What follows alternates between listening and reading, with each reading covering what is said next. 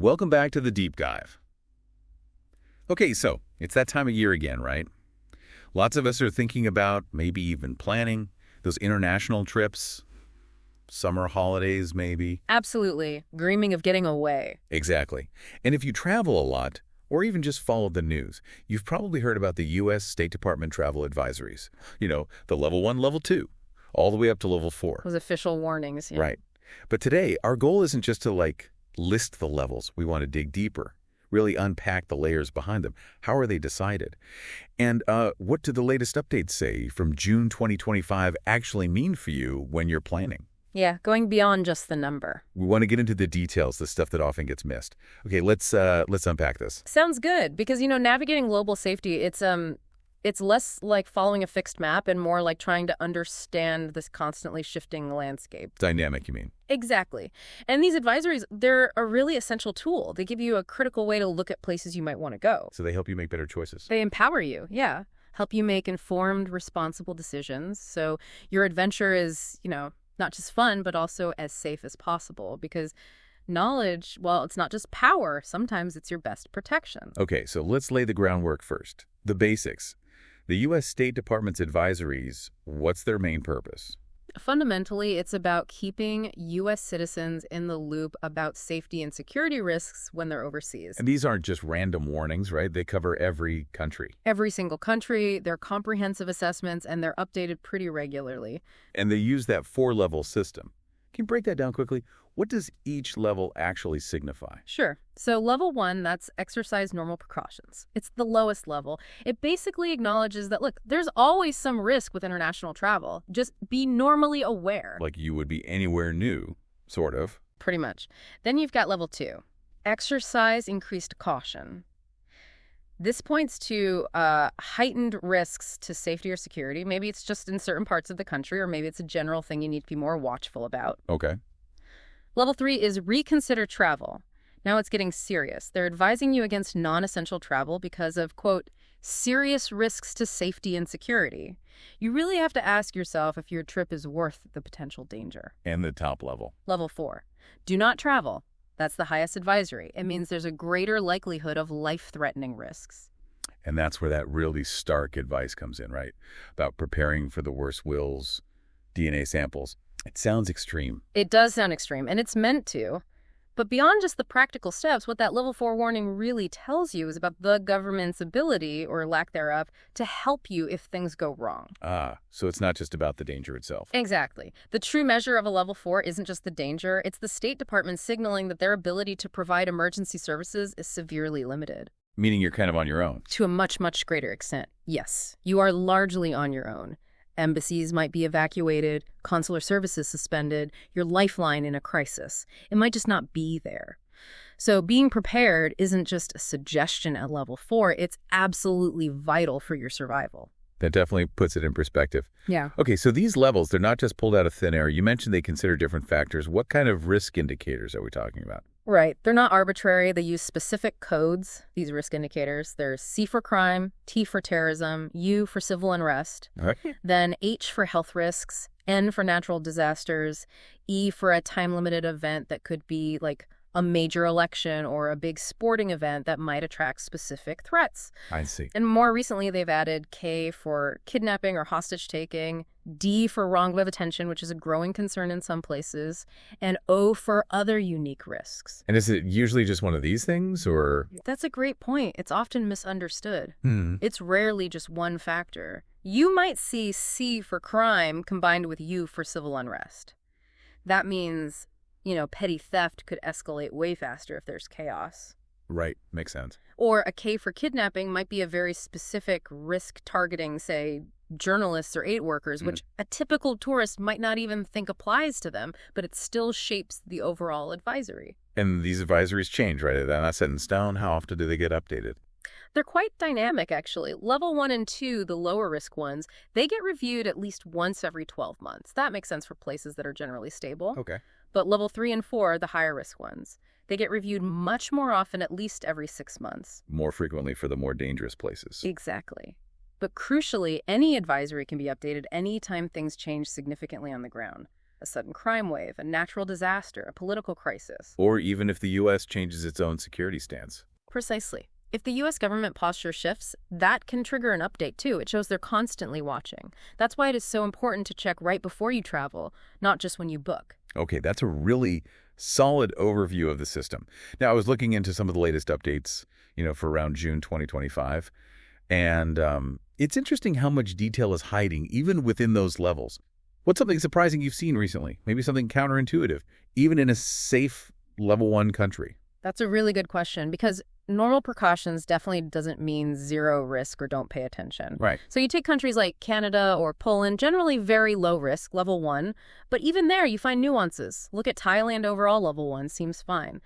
But the advisory specifically flags increased risk in the southern provinces, Yala, Patani, Narathiwat, Songkhla. Why there? Due to ongoing civil unrest. So if your trip takes you down there, your normal precautions for Bangkok need to become something more like increased caution for the south. So location within the country matters a lot. Hugely. Or think about Qatar, also level 1. But then you see the FAA, the Federal Aviation Administration, has put out a Notice to Airmen, a NOTAM. What's that?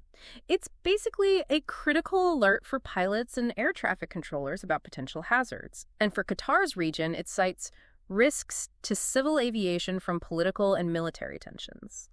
So while it might feel safe walking around Doha, there are these broader regional issues affecting air travel you need to be aware of. Wow. Okay. So safer tourists doesn't mean zero concerns buzzing around. What about level 2, increased caution? Where do we see risks that need a bit more unpacking? The Dominican Republic is a good example. It's level 2.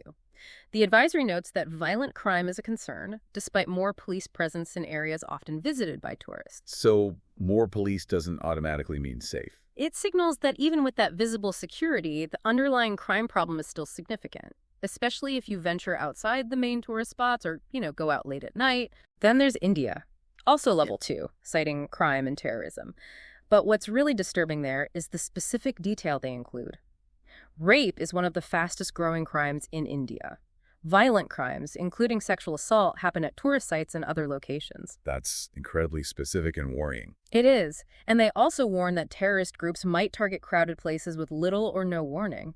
It's not just a generic crime alert. It points to very specific dangers, particularly for women travelers. That's a vital context. And one more, Mozambique. It was actually downgraded recently from level 3 down to level 2, which sounds like good news, right? Yeah, sounds like an improvement. But the advisory still warns about significant health issues, crime, civil unrest, and terrorism.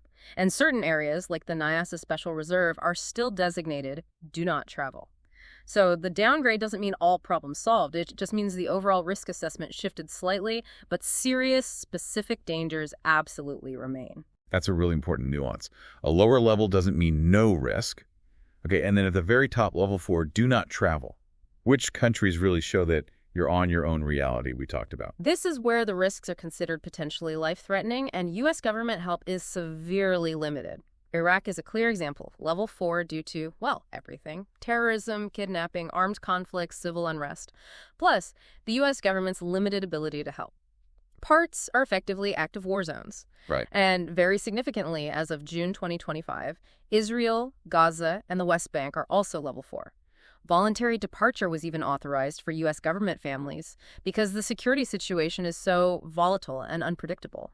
The advice is clear. Don't travel there due to armed conflict, terrorism, civil unrest. That's incredibly serious. Absolutely. And you have other longstanding level 4s like Russia and North Korea. It really shows the global reach of these extreme warnings, often tied to conflicts, authoritarian regimes, or just a complete breakdown of safety infrastructure. And it's crucial to remember, like you said, some countries aren't just one level. Mexico is the perfect example, isn't it? States ranging from level 1 all the way to level 4. Exactly. You have to check the specific state or region. You can't just look at Mexico overall. Which actually leads us perfectly into our case study, Mexico. Wow. Oh, yes. Because Mexico really is this paradox, right? Hugely popular with American tourists, millions go every year. But it often seems to fly in the face of standard risk assessments. I remember seeing a Fox News report back in 2010. After that awful attack in Cancun, a bar fire, 8 people died, linked to cartels.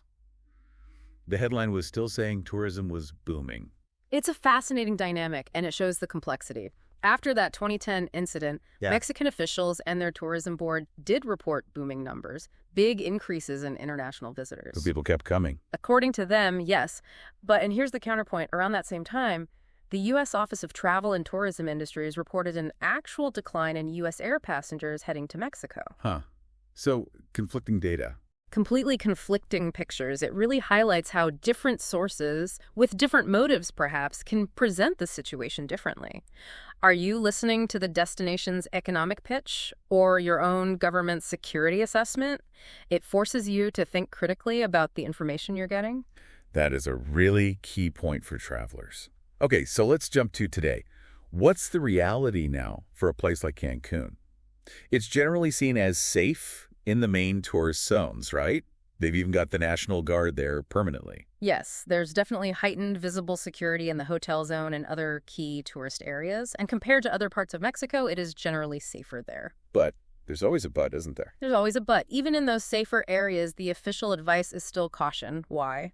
Because of rising concerns of petty theft and occasional cartel-related violence. So does that heightened security sometimes give travelers a false sense of security, like they're in a totally protected bubble? That's a huge risk. People see the resorts, the guards, and they relax completely. The biggest trap is assuming that because the resort strip feels safe, the entire area around it is safe. It's not. What kind of specific risks are still present, even there? Well, you've got pickpocketing, bag snatching, classic tourist-targeted crimes. But also drink spiking, assaults, even armed robbery can happen. And look at the stats. The homicide rate for the whole municipality of Cancun, which is called Benito Juarez, is about 44.5 per 100,000 people. That's quite high. Wow. And it's not just statistics. In April 2023, cartel-related violence resulted in bodies being found near hotels. It shows that even if the violence isn't usually aimed at tourists, it's still happening nearby. So cartels don't target tourists usually, but you could get caught in the middle. Exactly. You're probably not the target, but being in the wrong place at the wrong time when cartel violence erupts is a definite, albeit statistically small, risk. You could be an unintended victim. So the State Department says stay within the well-known tourist areas. But they also warn that violence has occurred throughout the country, including in areas frequented by American tourists. That puts the decision squarely back on the traveler, doesn't it? How do you weigh that risk personally? That really is the core question. It's a very personal calculation. But you can take concrete steps to mitigate the risk you decide to accept. Like what? What are the practical precautions? Okay, first, basic stuff. Don't flash wealth. Leave the fancy watch at home. Don't carry big wads of cash. Use the hotel safe for valuables. Maybe use a money belt. Common sense travel tips, really. Yes, but vital here. Never leave your stuff unattended, bag on the beach, phone on the table, never. Limit wandering around after dark, especially if you're alone. Stick to the busy, well-lit tourist zones. Are there specific areas in Cancun to absolutely avoid? Definitely. Stay away from neighborhoods like Bonfil, Valle Verde, Santa Cecilia, Tres Reyes. These are known high-crime areas, definitely not tourist spots. And two really crucial points. First, do not use illegal drugs. The penalties in Mexico are severe, and buying drugs puts you in direct contact with the cartels you want to avoid. It literally fuels the violence. Second, be incredibly careful with your drinks in bars or clubs to avoid drink spiking. Always watch your drink being made. Don't accept drinks from strangers. Don't leave it unattended. And just generally be aware. Always. Look up from your phone. Pay attention to who's around you. Trust your instincts. If a place or situation feels wrong, leave. That's a really practical breakdown. Okay, let's pivot now to wrapping this up into a kind of personal safety playbook for you, the listener. We've established these advisories are just that advisory. They don't legally stop you going anywhere, not even a level 4 country. Right, which means the responsibility really falls on you. Self-reliance, good decisions, they're key. So what are the absolute must-do action steps? Okay, number one, always check the latest advisories. Check them right before you leave, maybe even while you're there if things feel unstable. Conditions change fast. Non-negotiable first step. What else? Number two, enroll in STEP. That's the Smart Traveler Enrollment Program. It's free. It does more than just send you alerts. It registers your trip with the local U.S. Embassy or consulate. Why is that important? So they can find you in an emergency. A natural disaster, civil unrest erupts. Maybe even a family emergency back home requires them to contact you. It's a vital communication link. Got it. Step enrollment. What else is in the playbook? It's just general caution, but heightened. Be aware of your surroundings all the time. Actively observe where are the exits, who's around. Keep valuables hidden. Travel with someone else if you can. And if the worst happens, like a robbery, Hand over your stuff. Don't resist. Your phone, your wallet, they're not worth your life.